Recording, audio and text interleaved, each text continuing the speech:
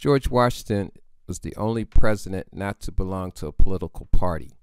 In 1789, Washington had a large tumor removed from his left thigh. He was in critical condition for several days. It was very touch and go. In 1790, Washington came down with the flu and almost died again.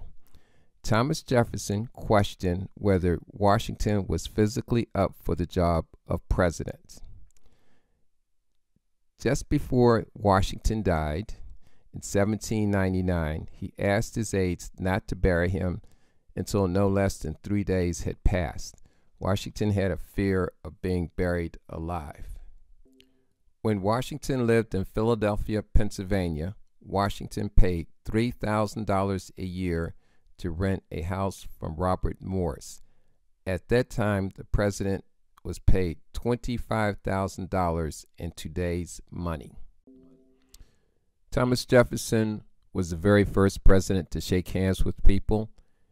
He also, as president, made 2 speeches during 8 years of the presidency, and he also started White House tours.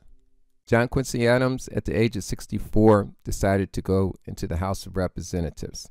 He was a great parliamentarian, knew the rules of the House. He also, as president, liked to skinny dip. And he would go out for a swim, and a young lady who was trying to get an interview with the president caught him one day when he was skinny dipping. It must have been a very interesting interview. He's also a person who had been president and later on went back to the House of Representatives.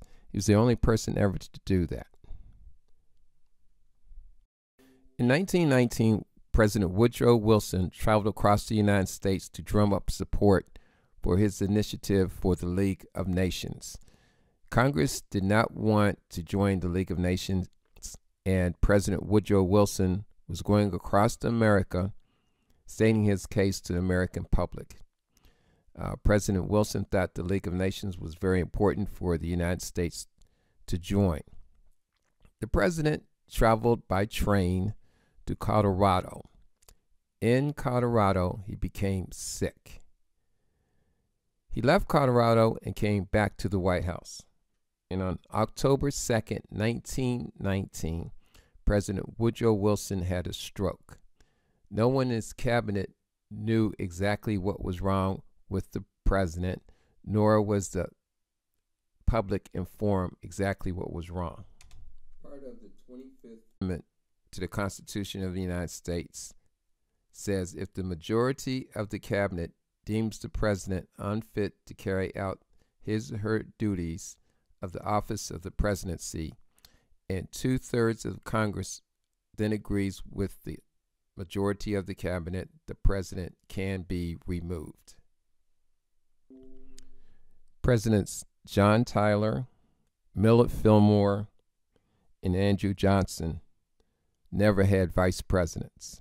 4 presidents never made inaugural speeches: John Tyler, Millard Fillmore, Andrew Johnson, and Chester A. Arthur. 3 first ladies have died in office: Mrs. John Tyler, Mrs. Benjamin Harrison, and Mrs. Woodrow Wilson. William Henry Harrison, 10th President of the United States, was the first president to die in office.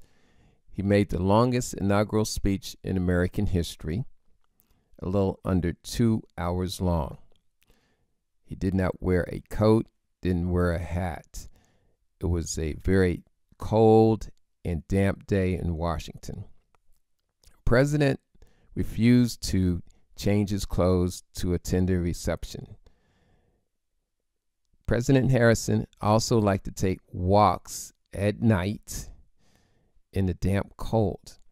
3 weeks after he made his inaugural speech, which has been rated one of the worst in American history, he developed a cold. From that cold, he developed pneumonia. Then he later died.